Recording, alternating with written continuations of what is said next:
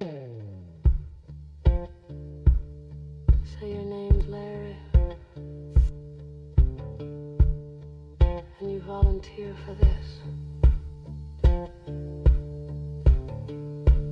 A woman's voice, a coke request, a scream in the dark.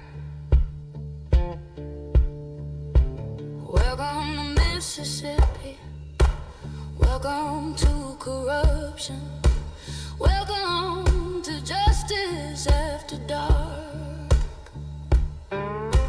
Larry shakes in the back room, just asking for a coke. They strapped him in a vest and laughed like torture was a joke. A woman in the shadows whispering what he must repeat. Say your name, say you volunteer, before they lit him with the heat. Blue wave rolling, trustees falling, fists under command. Guards pulling strings like devils with a badge inside their hand. Ribs broken in the darkness where no cameras ever see. This ain't just one bad apple, this is right across the tree.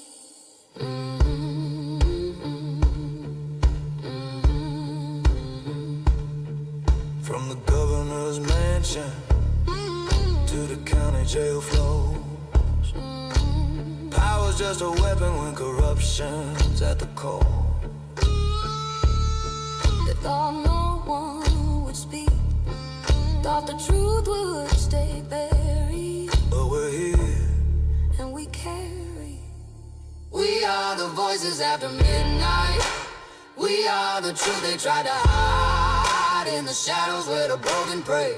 We shine a light, they run away. Justice ain't blind, she's just been gagged. But we cut the ropes, we bring her back. 'Cause every killer needs your silence to survive. But tonight, justice comes alive. Justice at the door.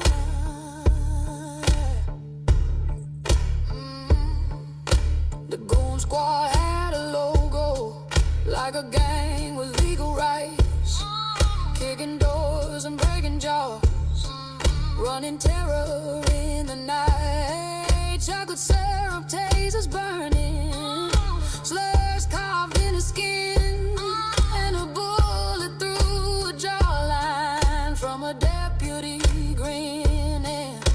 Sheriff claiming he ain't know, but 20 years don't lie. You can't be standing at the scene and still say you were blind. And up the ladder, higher still, welfare money disappeared. Volleyball courts, Richmond boot camps, while the poor cried unheard. But Mississippi today is on the case, revealing every flaw, pulling back the curtain on the truth nobody saw. They said cleanest jail in Mississippi, like bleach covers blood if you praise it pretty. But the numbers, the victims, the voices collide. Mississippi, your truth ain't easy to hide. Ooh, we are the voices after midnight. We are the truth they try to hide in the shadows where the broken pray. We shine a light. The girls are all saying hi to you. Justice ain't blind, she just been gagged.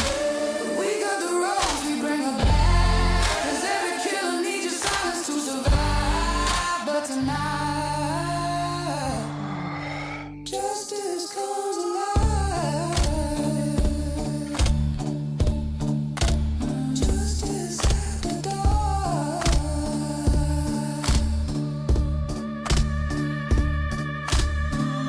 To Michael, to Eddie, to Dustin with the jaw that never healed, to Larry tortured for a coke, to every inmate used as a weapon, to every whistleblower called a liar, to every reporter threatened for telling the truth. We hear you, we see you, we speak your names out loud. Doc, you riding with me? Let's go.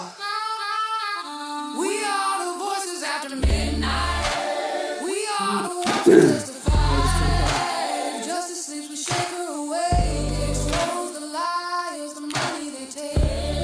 No more silence, no turning away.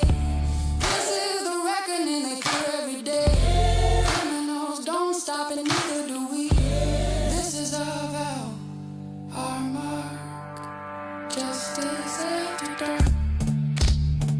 Our mark. Justice after dark.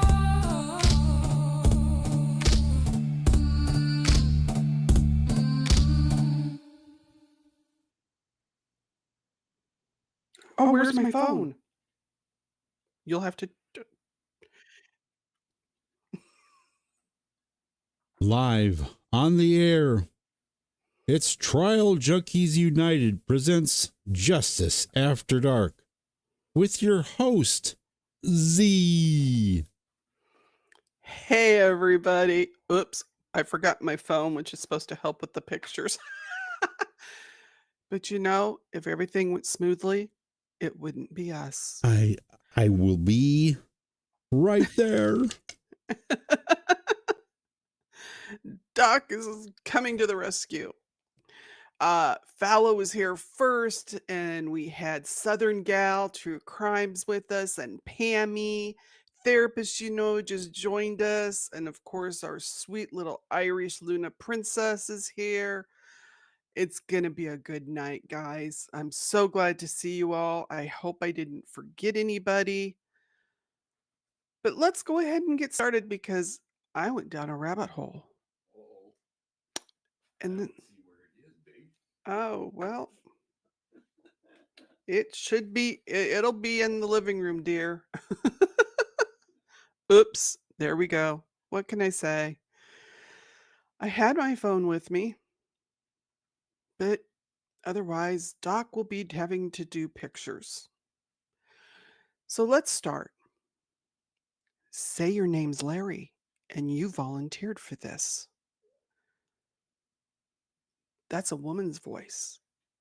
And she's coaching a man with an intellectual disability through his own torture. His crime? He asked for a Coca-Cola. Tonight, we're going to Mississippi. And what I'm about to tell you isn't about one bad apple. It's about a rotten tree, poisoned from the roots in the governor's mansion all the way down to the jail cells where they shocked a disabled inmate for sport. So buckle up, because this story will make you question everything you thought you knew about justice in America. Welcome to Trial Junkies United presents Justice After Dark. Greetings to the truth seekers and the justice warriors and trial junkies. I'm Z, your storyteller, in the wilderness of injustice with my ride or die Doc, riding shotgun as we navigate the darkness where the predators hunt and the system fails. And we're ready to shine a light on the forgotten stories society really wants to leave buried. So buckle up. The path ahead is going to be very bumpy, and we're going to lead you through another section of this nightmare they call the justice system. And this one is full of corruption. Hey, William, thanks for joining us. Yes, everybody show our mods some love. We have the best. Let's see. Okay, Doc, can you hit some pictures for us? Yes, I can. Sorry about that. There we go. It was all over a bottle of Coke, you guys. Next picture.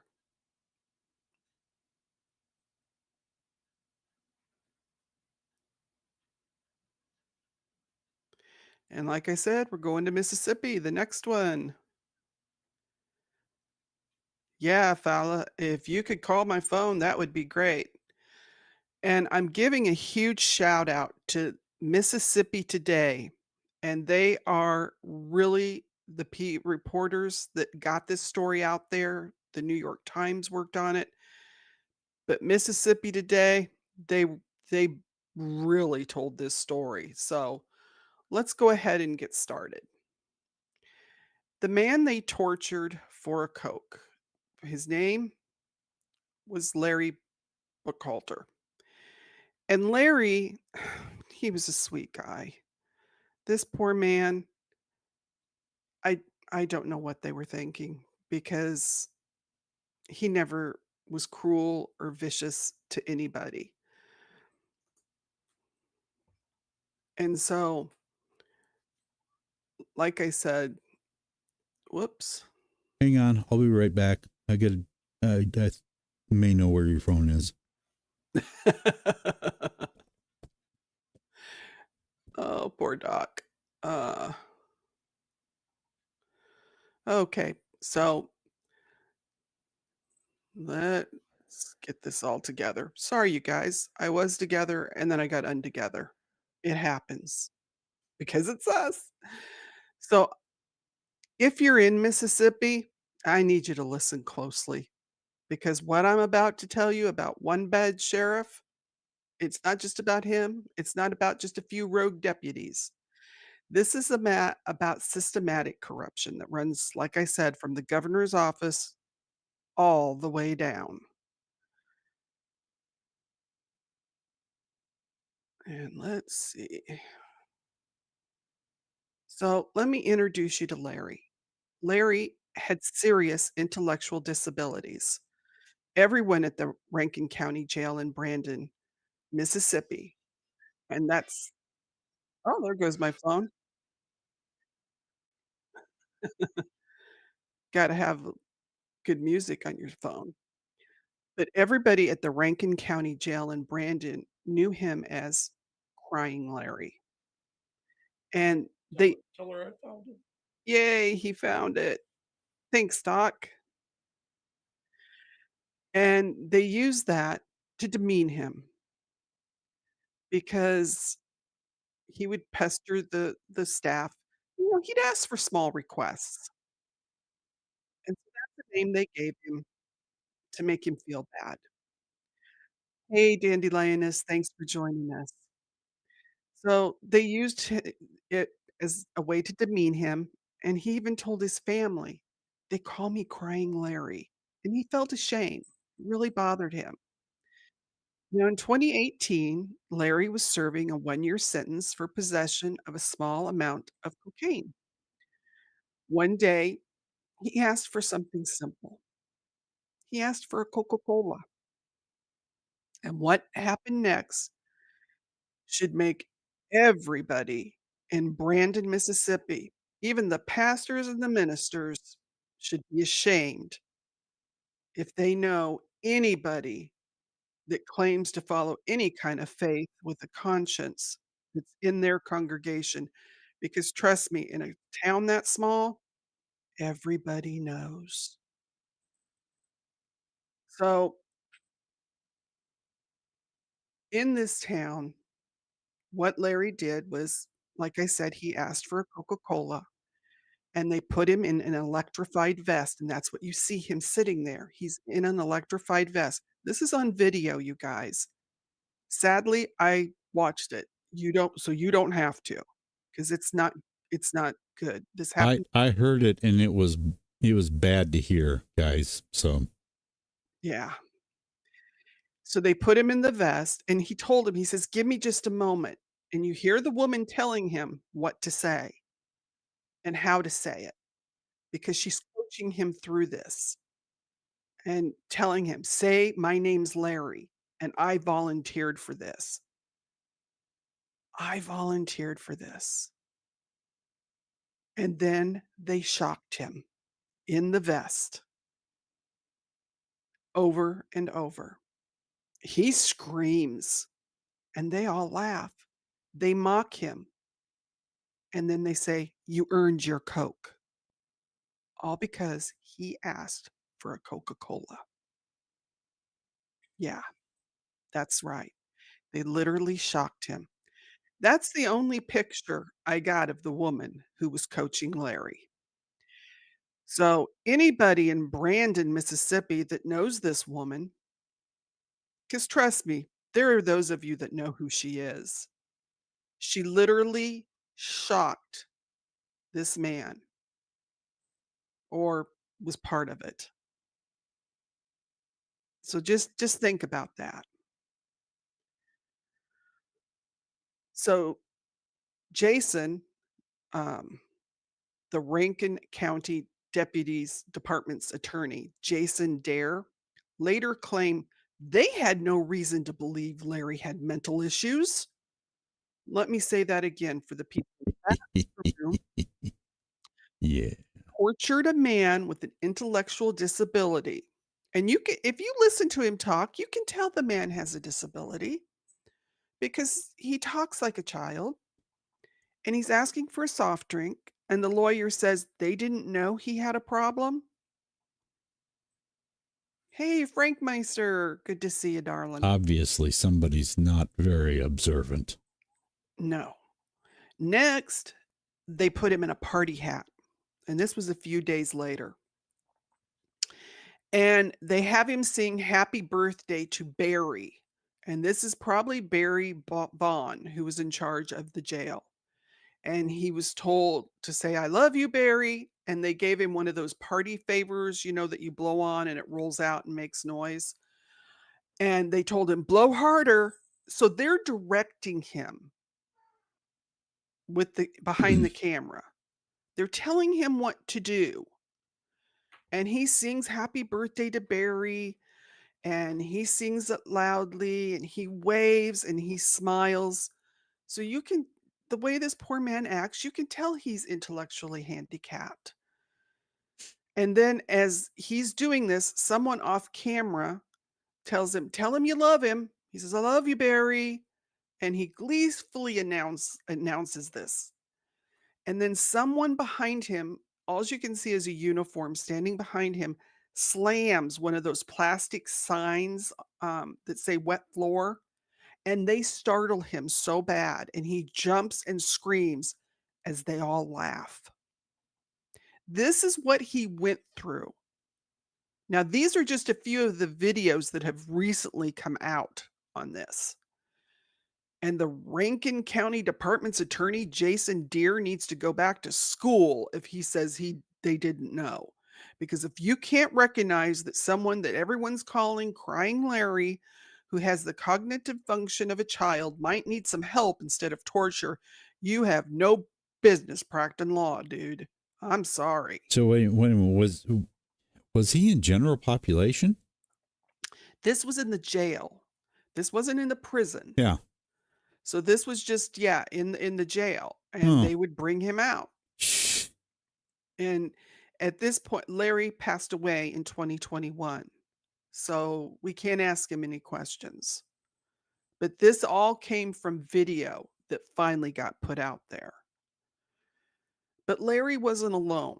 Over the past 10 months, reporters from Mississippi Today and the New York Times have conducted more than 70 interviews with former inmates and officers. They've investigated 69 allegations of violence at the Rankin County Jail in Brandon, Mississippi, stretching from 2012 to 2024. And what they found was systematic, it was calculated, and it was approved from the top. Wait, so after they shocked him, Katrina, they let him have one. Yeah. They found something they called the blue wave. Now, these were prisoners that were in blue uniforms. Hey, Simi Sharp. And the ones in blue uniforms were the trustees, and they got special privileges. They got to roam around the jail freely. They got to play video games in their cells, and they got perks. But there's always a price for the perks, right? Uh-huh. And these trustees wearing the blue jumpsuits were ordered by the guards to beat other inmates. Yeah. 9 former trustees admitted to participating in the violence themselves. So let that sink in. It wasn't just the guards beating up on people. They also recruited the other inmates to do some of their dirty work, creating their own prisoner militia. And when they wanted to really hurt someone, they'd drag him into corners of the jail where there were no security cameras. This is Chris Mack. He'd been in and out of jail since he was a teenager, but he described being beaten by both the guards and the blue wave. He had his ribs broken, a nose broken, 2 black eyes. In his lawsuit, he detailed how this group of trustees inmates would attack on command.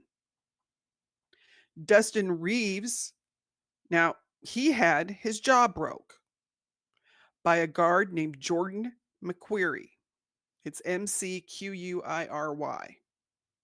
I think that'd be McQuiry, wouldn't it? I think. In 2022. So in 2022, Reeves, the inmate whose jaw was broken by this guard, he filed a grievance. The jail incident reports show after Reeves was struck, guards strapped him into a restraint chair overnight and then locked him in an isolation cell for 25 days. It was there where he filed his grievance, saying he had not been taken to the hospital. By the time he got there, his jaw was infected. He was hospitalized, required surgery, according to medical records. It never healed. He said, if I take a bite out of a hamburger, it'll lock up and it'll pop and it'll grind like you wouldn't believe. Now, the guard wrote in his report that he struck Dustin because he had threatened another guard. Medical records show that the blow shattered his jaw. They didn't take him to the hospital for 25 days. Katrina, you're right. There were consequences if they did not follow orders. So instead, they locked him in isolation, and his jaw has never healed. So think about that.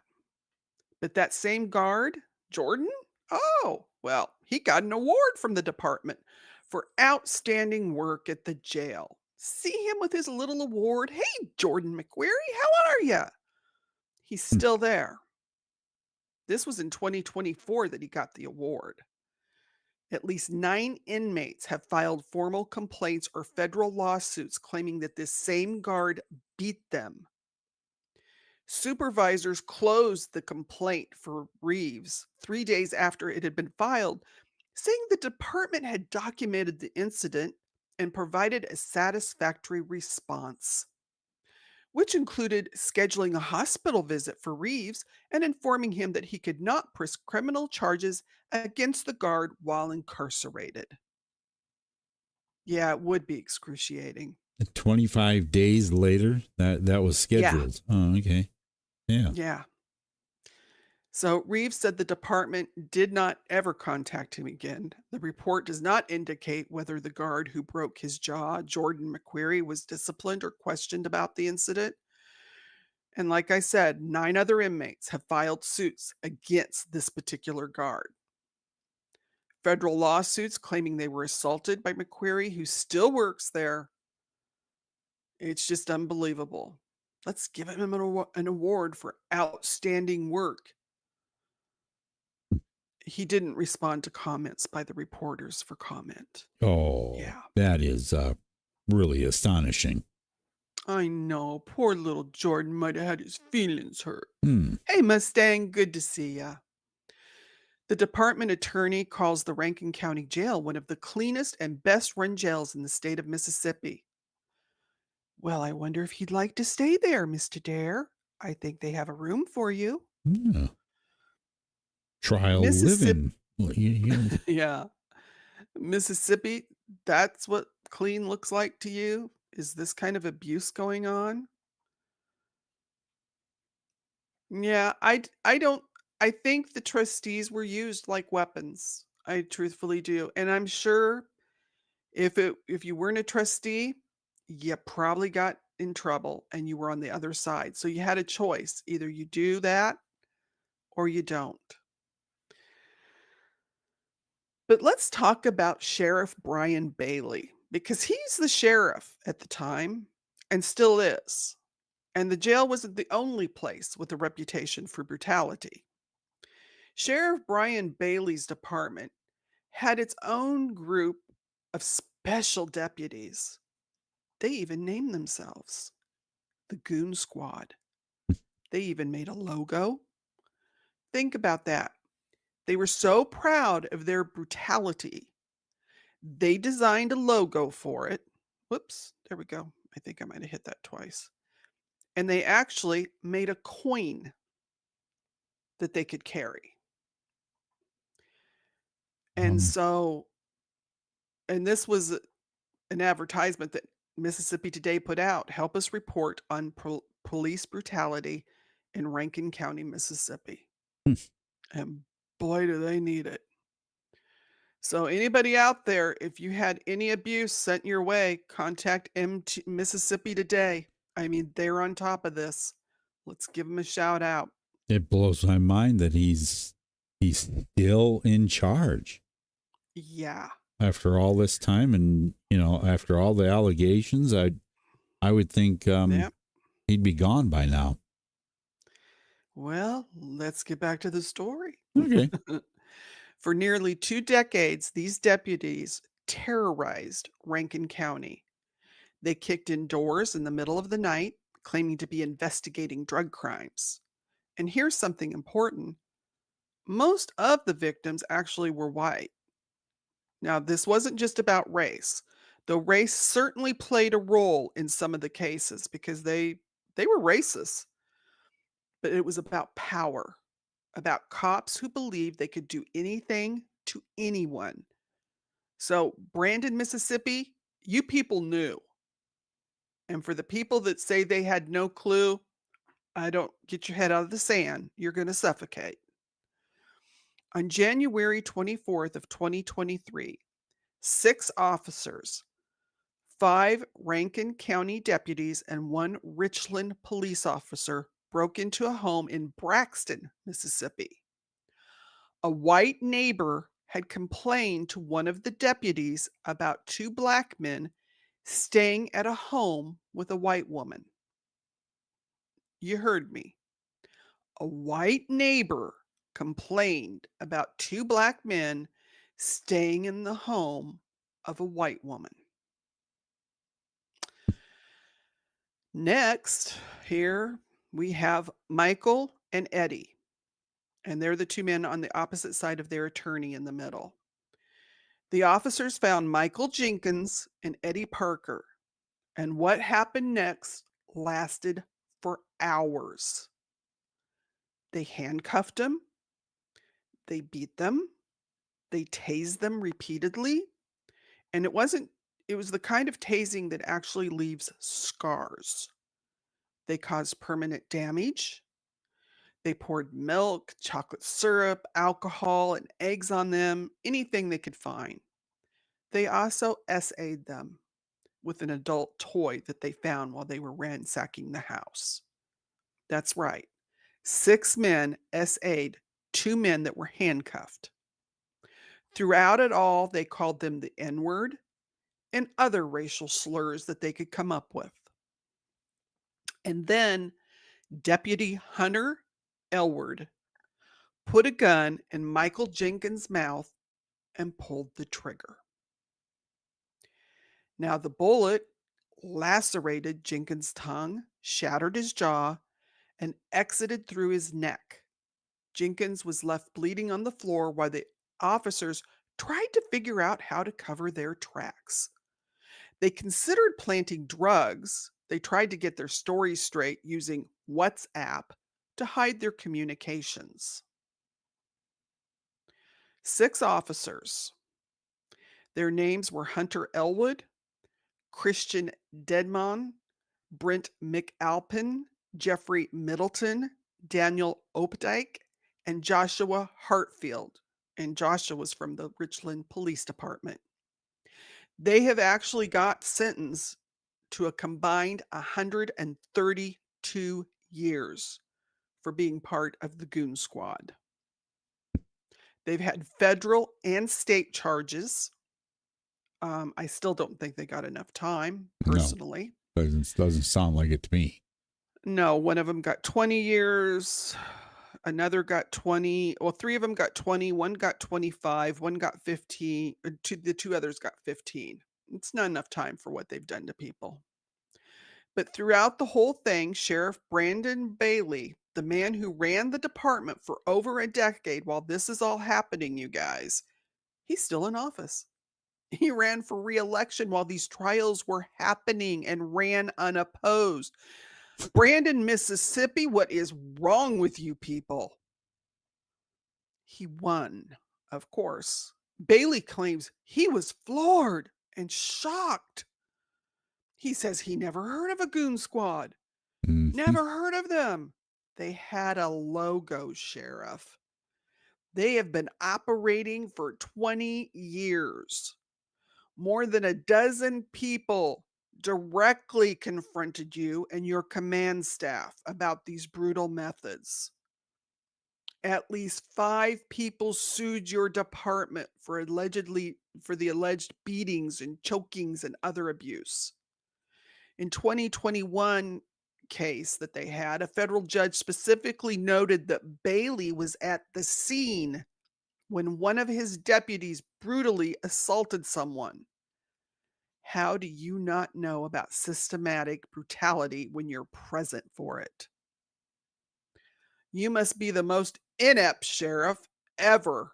You make Barney Fife look like a secret agent, James Bond. This is just total corruption. No, and Dandelionist, you're right. This isn't happening just in Mississippi. This is happening in other areas. But like, I came across the story of Larry, and it took us down this path. So we're going to follow it. But let's talk about the people who were supposed to be watching this. Where's Mississippi's Attorney General while all this is happening? Jim Hood, now he served as Attorney General from 2004 to 2020. That means he was the state's top law enforcement officer during most of the time the Goon Squad was terrorizing Rankin County. Contracts with the welfare nonprofits that were stealing millions, his office approved them. And that's right, there was a huge thing about the welfare system and the corruption. His office, it was routine for the Attorney General's office to sign off on these contracts. And now the Attorney General is Lynn Finch. She's the first woman of Mississippi to be an Attorney General, and she won in 2020. She's Mississippi's 40th Attorney General and is in her second term. She's been in the office while this welfare scandal unfolded. But the truth about the Goon Squad has come to light while Sheriff Bailey has remained in power. The question is, where was the oversight? Where were the investigations? Why are there not some grand juries going on now, Miss Fitch? Because it sounds to me like Miss Sheriff Bailey needs to be investigated. Why is there not a grand jury? Dandelionist, you're right. When you have morals and you value people's lives and humanity, couldn't work for them. Well, what happened with the welfare system? They had $77 million in welfare funds that got stolen without the state's top legal officers noticing. You heard me, $77 million. So I'm going to connect some dots here for you, okay? Because corruption doesn't happen in a vacuum. While Sheriff Bailey was running his torture chamber in Rankin County, we're going to talk about at the state level, because the rot starts at the top. $77 million. That's how much welfare money that was meant for Mississippi's poorest residents, money from the Temporary Assistance for Needy Family Program was stolen or misspent between 2016 and 2019. This is the largest public corruption scandal in Mississippi history. Now, this is Phil Bryant. He was the governor from 2012 to 2020. So we know he had issues. Now, he appointed John Davis. And John Davis was to run the Department of Human Services. Here's John. Davis has since pleaded guilty to federal and state charges related to the scandal. Of course, as you know, the ex-governor, he's not pleading to anything. In fact, he's going to sue Mississippi Today, which Governor Phil, ex-Governor Phil, that's stupid. Because if you sue someone, they're going to ask you to come in for a deposition, and they've got a few questions to ask. Let me tell you the questions they will ask. But let's get on with this. So Davis has gone ahead and pled guilty. Now we have Nancy New.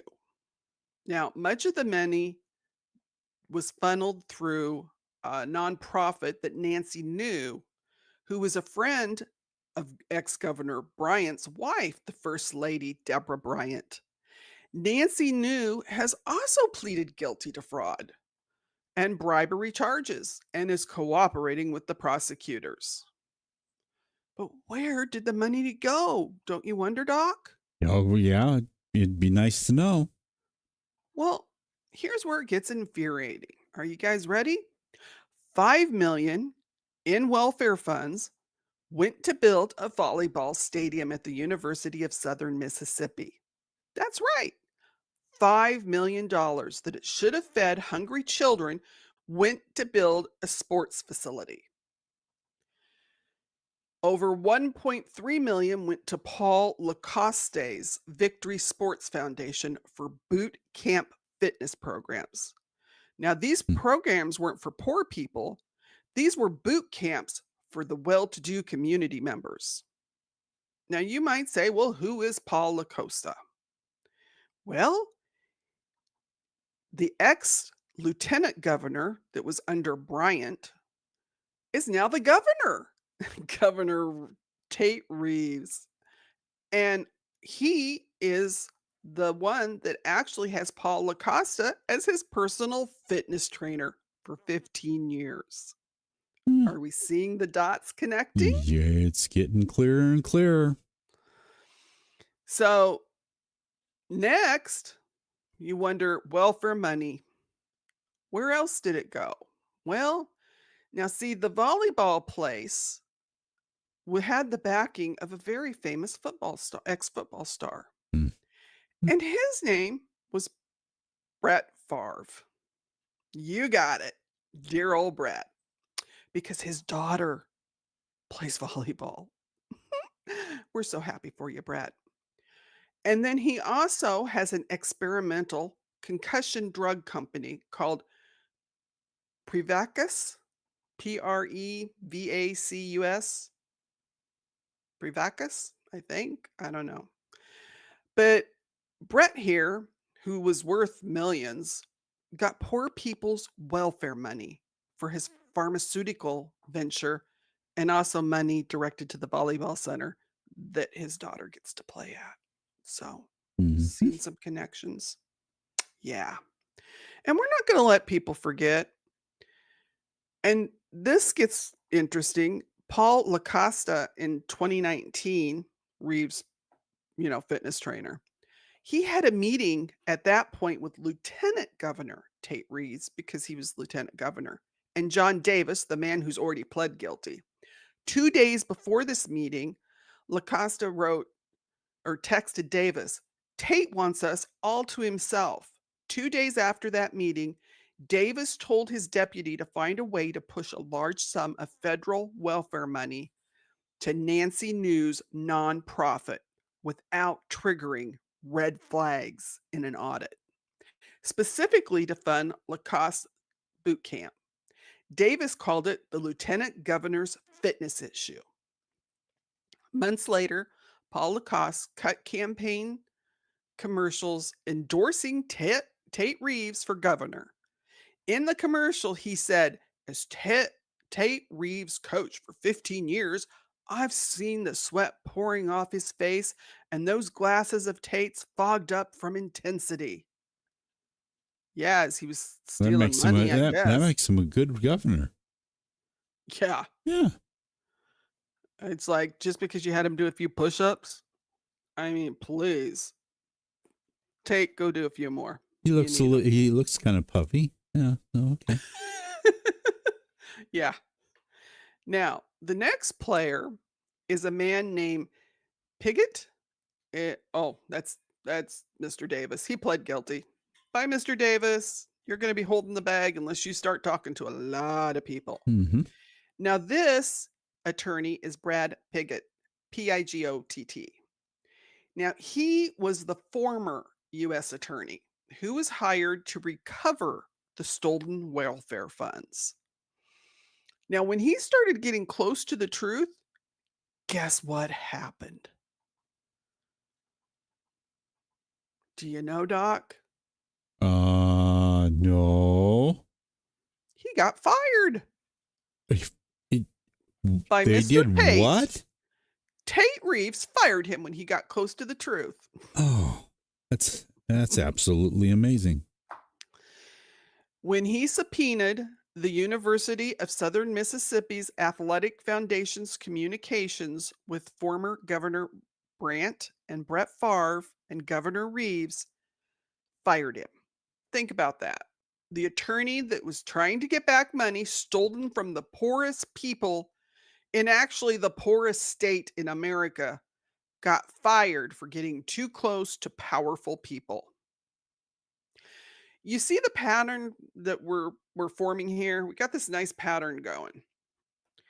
When Phil Bryant wanted to stop welfare money from going to a nonprofit that employed his political opponent's wife during the 2019 governor's race, he sent a Republican state senator as his messenger to threaten cut funding. When Tate Reeves wanted to protect his donors and political allies who sit on the USM Athletic Foundation Board, people who've given him campaign contributions, he fired the attorney investigating them. And in this picture, you have Brett Favre, you have Davis, you have Nancy Newell, and these are some of the people from the college. Yeah. Mm-hmm. So every one of you in that picture, you all should be ashamed. I'm sorry. You all should be ashamed. And we can't let these people forget. We have to let them know that we know what is going on. And Because just so that everybody's aware that this was done with stolen welfare money, right? Yeah. Yeah. Children not getting their meals. Yeah. Okay. Little kids not getting fed. Yep. Yeah. So when now we have, let's go back to Sheriff Brad Bailey's deputies who committed crimes that resulted in 132 years combining them of federal prison time. Bailey got reelected unopposed. They used the WhatsApp to hide the sick and twisted communications because these people knew what they were doing was wrong. They didn't just think they would ever face the consequences. And you know what? Most of them haven't. And another thing, these videos that showed up about Larry Halter, guess what they were on? WhatsApp. Mm-hmm. They were on WhatsApp and they were being shared by people in the jail that worked there. So whenever they wanted to laugh, they would watch Larry getting shocked, Larry singing happy birthday to Barry, and who knows what else is on these videos. But here's what really shows you the priorities of Mississippi's leadership. During Phil Bryant's term as governor, the number of Mississippi residents receiving the TANF welfare and aid dropped by 90%. In 2012, When he took office, there were 24,180 Mississippi residents that got the TANF benefits. By 2021, under Tate Reeves, that number has gone to 2,880 in a state with nearly 3 million residents. Think about that. Hmm. About 90% of the people who apply for welfare in Mississippi, they don't get it, either because their applications are denied or they abandon them. And those who do qualify, they get the lowest payments in the entire country. Yeah, Louisiana is a poor state also, but Mississippi is the poorest. Um, now, and that's really sad to think that they are the poorest town. They have the poorest towns in the poorest state. They say it's the dying, forgotten Delta. I mean, that just blows your mind. Oh, yes. Mississippi is. It is the poorest. Now, that's the beautiful new volleyball stadium or facility that they built. Mhm. $5 million. Children went hungry just so Brett Favre's daughter had a great place to play volleyball with her friends. Over $1 million for boot camps for wealthy people. Money for Brett Favre's drug company. The cruelty is the point here, you guys. The power is the point. September 2024, just 2 months ago, the Department of Justice finally launched a civil rights investigation into Rankin County Sheriff's Department. It's the 12th. Ooh, we're circling, Doc. Uh-oh. And now we're not. Okay. You good? Yeah. It's the 12th pattern or practiced investigation of law enforcement misconduct launched during the Biden administration. And they'll be looking at whether the department engages in unconstitutional patterns of excessive force, racially discriminatory policing, and unlawful stops, searches, and arrests. The NAACP in Rankin County has been collecting signatures to petition Governor Reeves to remove Sheriff Bailey. They need 29,671. Now, we know that Brandon, the city itself, has around 25,000 people. Every one of you guys should sign this. I'm sorry. And if you haven't, you got some questions. 30% of registered voters. Angela English, president of the Rankin County NAACP branch, says that they almost have enough. Almost. It shouldn't be almost. They should have more than enough. You know? I mean, this is ridiculous. In March of 2025, the sheriff, it was said, who had a ranch, when the Mississippi auditor launched into his investigation on Sheriff Bailey, they found he'd been using jail inmates as slave labor on his mother's commercial chicken farm. Mm. Yeah. Yeah. Former Deputy Christian Dedman, one of the Goon Squad members now in federal prison, has admitted he'd been secretly taking gravel from county storage facilities at Bailey's request to use on Bailey's family farm.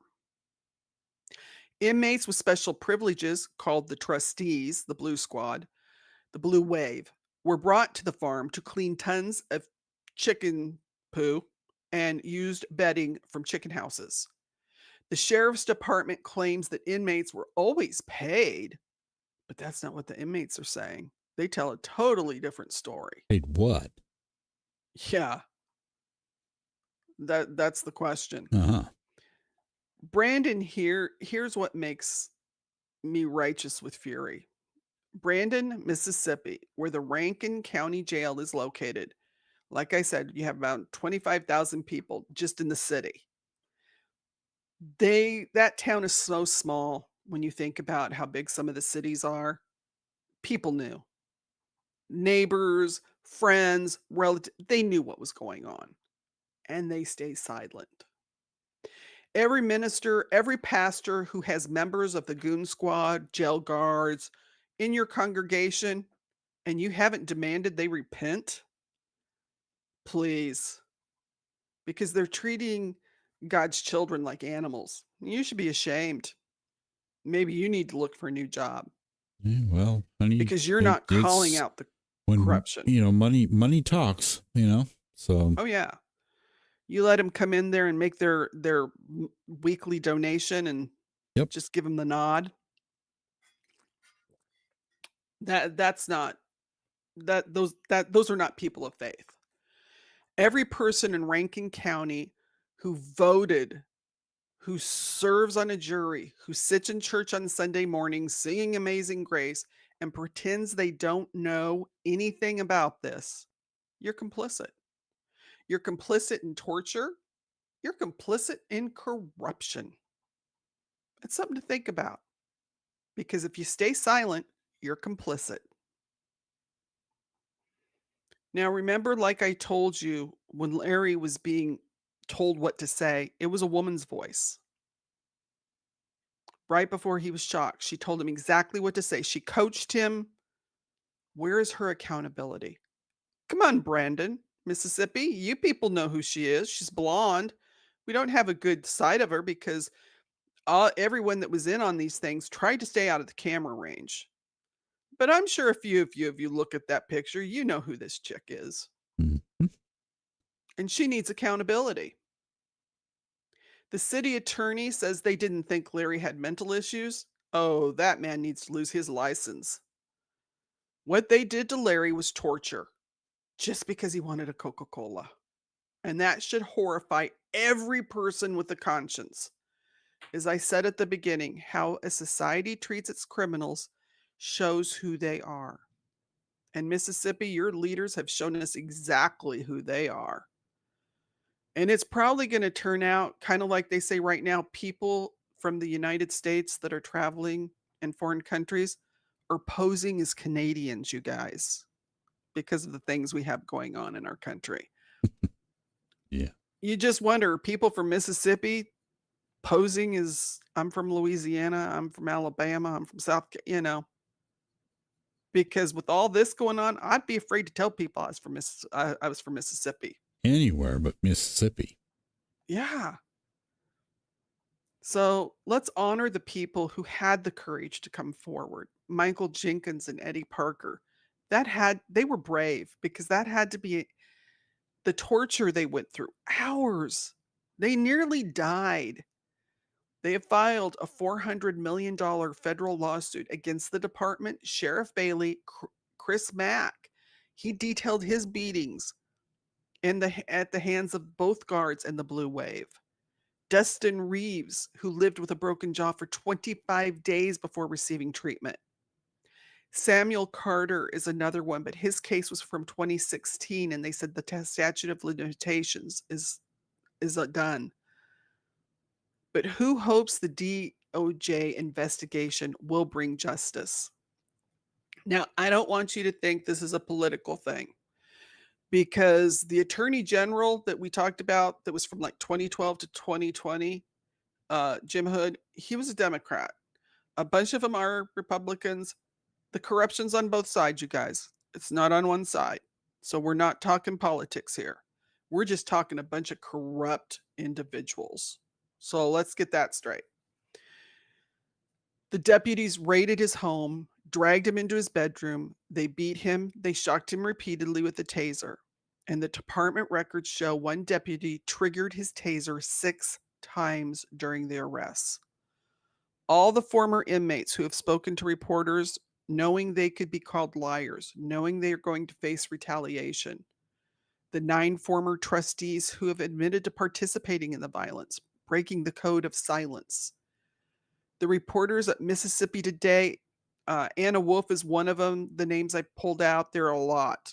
And the New York Times, who spent months investigating, who refused to let this story die, who faced lawsuits and intimidation, but they kept on reporting.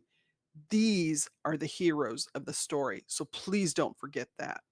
They are the true heroes. Let's look at our missing people for tonight, guys. I know this was kind of a crazy story and it kind of interwove. So let's make sure we share it. Oh, that's Barry Vaughn. He was the one that they made Larry sing happy birthday to.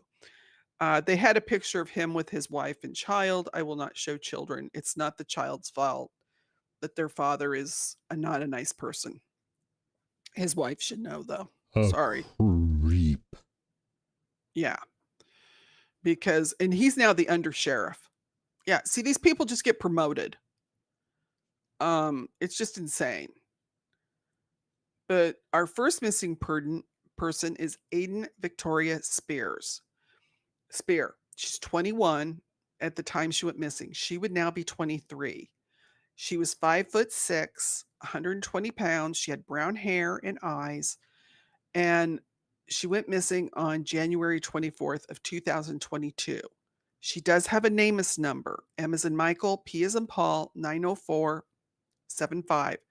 Her case is being investigated by the Pierce County Sheriff's Department at 253-798-7530. Their case number is 220-5300666. The agency case number is 22-053-00666.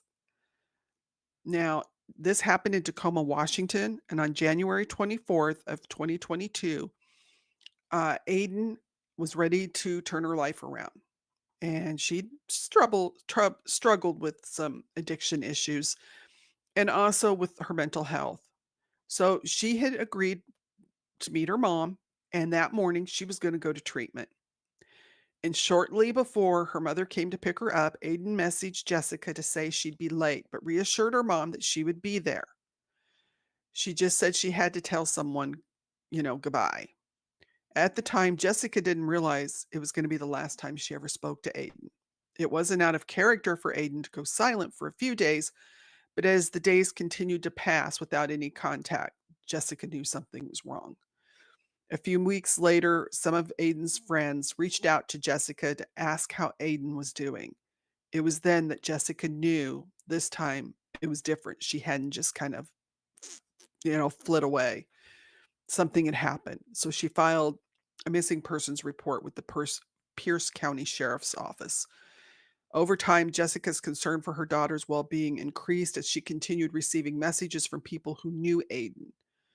And these messages gave her the impression that Aiden did not cease contact with her family on her own, and that there were individuals well known to Aiden with criminal histories that may be involved in her disappearance.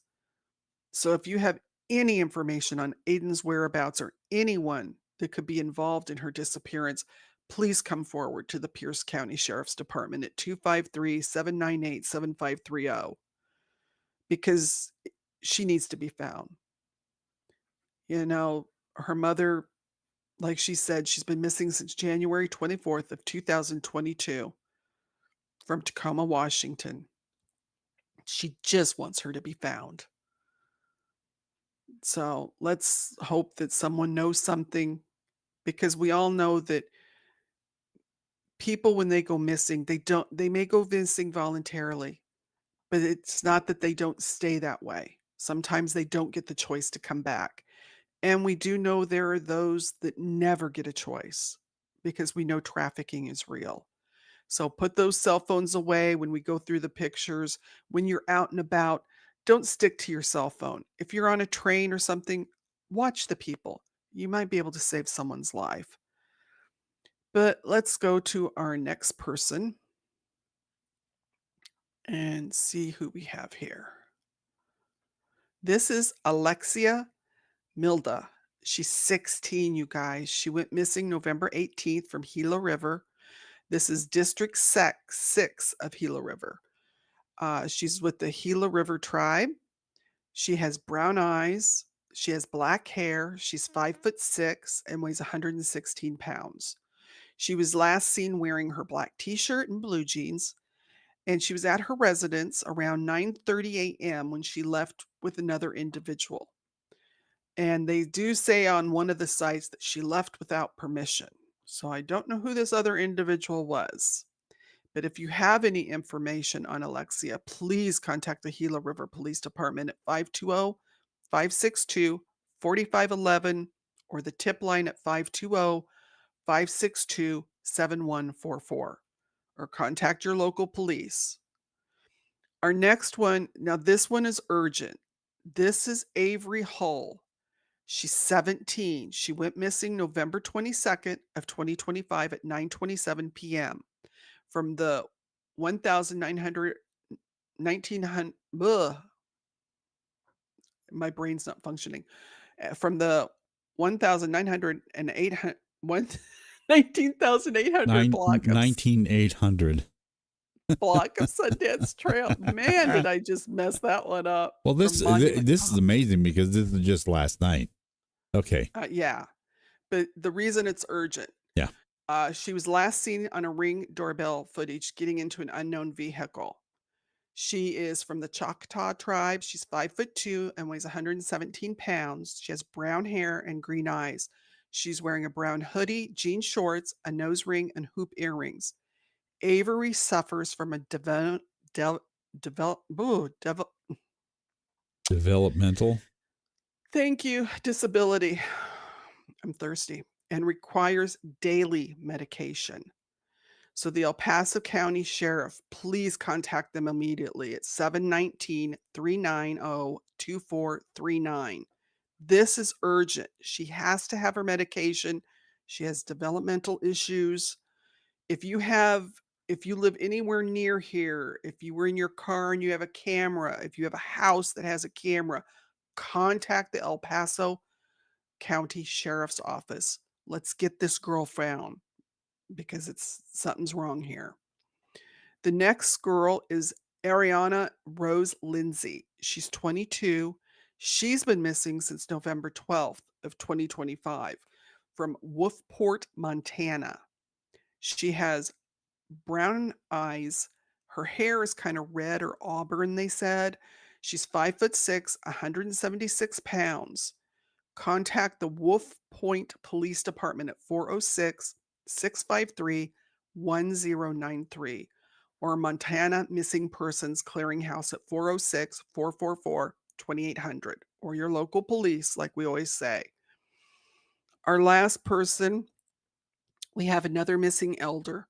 James Wilbur is 71. He's been missing since October 31st from Lacoste, Washington.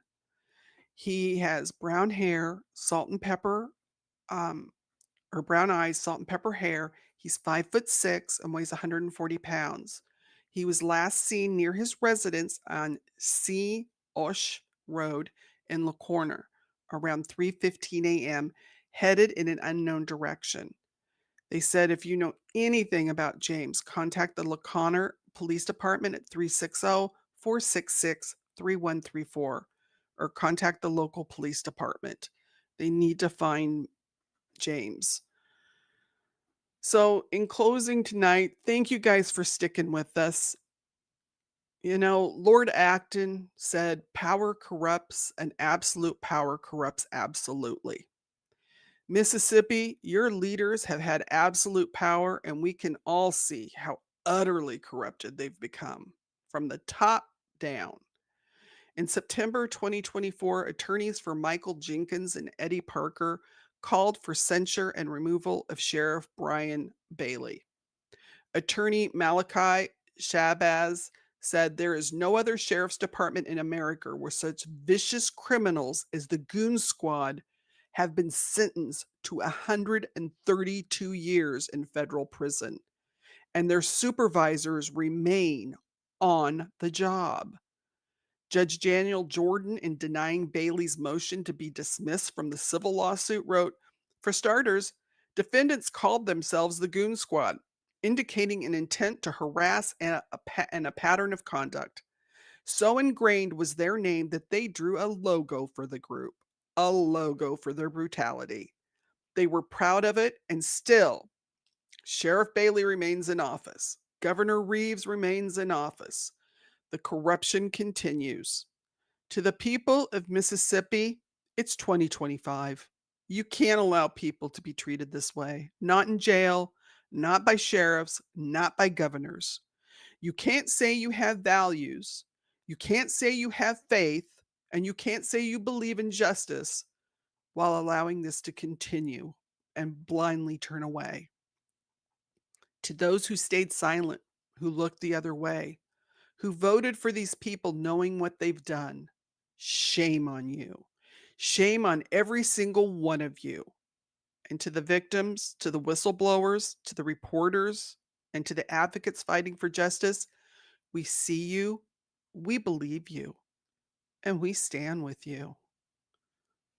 Because every killer depends on your silence. Please don't give it to them.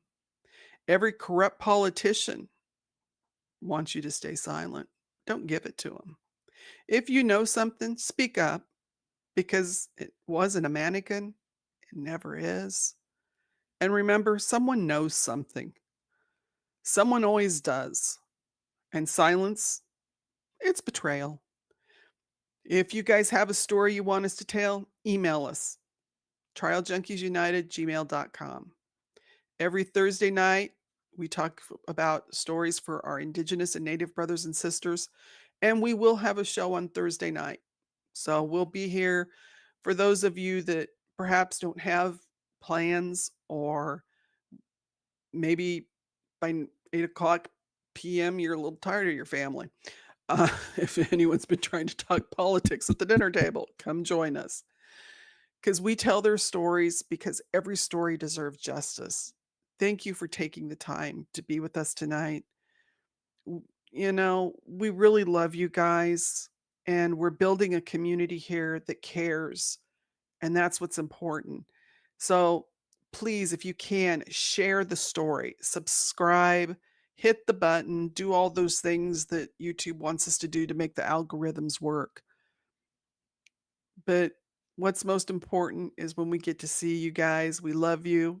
And so until next time, stay informed, stay compassionate, keep seeking truth, keep demanding justice, and never stop speaking up. And we appreciate anyone that donates to our Venmo or buys us a cup of coffee. But like I said, you can help us by sharing and doing all that other fun stuff. Say goodnight, Doc. Good night, Doc. Well, we love you. And remember, criminals never stop. So neither do we. Until next time, we're going to keep fighting for justice. And we'll see you on Trial Junkies United Presents Justice After Dark. Ciao, everybody. And listen to our song. It tells the story.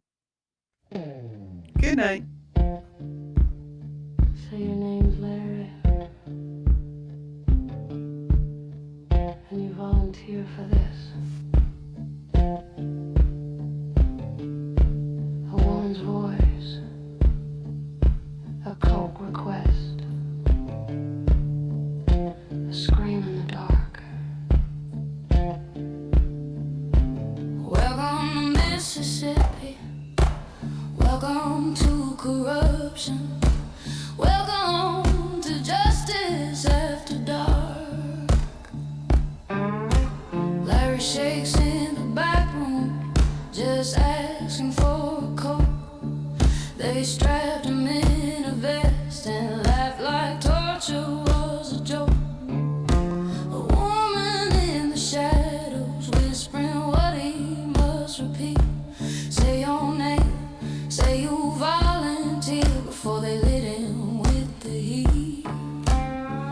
Blue wave rolling, trustees falling, fists under command.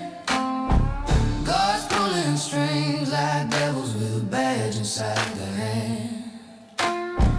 Ribs broken in the darkness where no cameras ever see.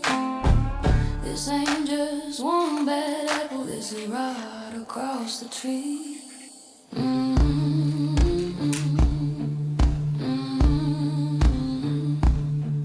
From the governor's mansion to the county jail floors. Power's just a weapon when corruption's at the core.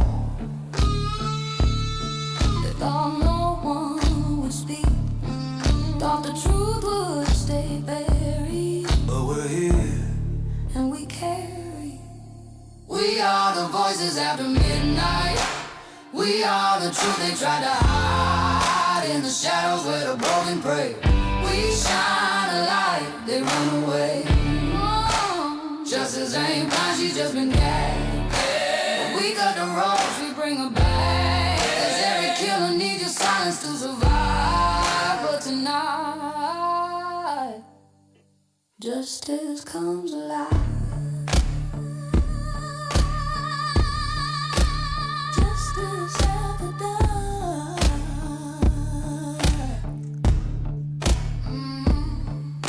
The Goon Squad had a logo, like a gang with legal rights, kicking doors and breaking jaws, running terror in the night. Chocolate syrup tastes burning, slurs carved in his skin, and a bullet through a jawline from a deputy grinning. Sheriff claiming he ain't no, but 20 years don't lie. You can't be standing at the scene and still say you were blind. And up the ladder, higher still, welfare money disappeared. Volleyball courts, Richmond boot camps, while the poor cried unheard. Mississippi today is on the case, revealing every flaw, pulling back the curtain on the truth nobody saw. They said cleanest jail in Mississippi, like bleach covers blood if you crazy pretty. But the numbers of victims, the voices collide. Mississippi, your truth ain't easy to hide. Ooh, we are the voices after midnight. We are the truth they tried to hide in the shadows where the broken pray. We shine a light, they run away. Justice ain't blind, she just been gagged. But we cut the ropes, we bring her back. 'Cause every killer needs your silence to survive. But tonight, justice comes alive. Justice after dark.